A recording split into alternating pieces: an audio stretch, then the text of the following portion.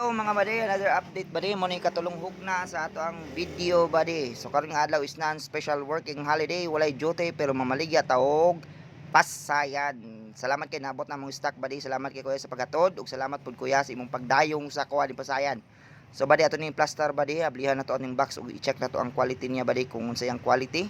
Kung good bag, gwapa ba buddy ang ato ang pasayan nga display karon nga udto badi og ari badi. Wow, sipa takla kalami sa pasayon, perting pagkaprisko, gwapa kay badi, fresh pa sa nagbaligya badi na badi bitin nagkuha badi. Oh, sa lagi kapaka ni badi increase gyud ang imong BP ba. Kung allergy po ka ni badi, ambot na lang kaon lang si tirisin badi o inom si tirisin para makakaon ka ni badi.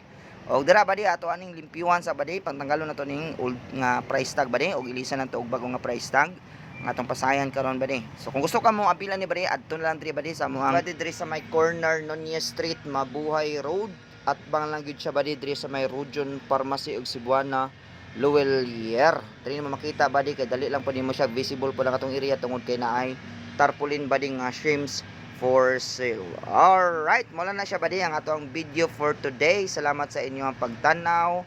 Ayaw kalimot sa pag-share, sa pag-like, sa pag-react. Alright, buddy.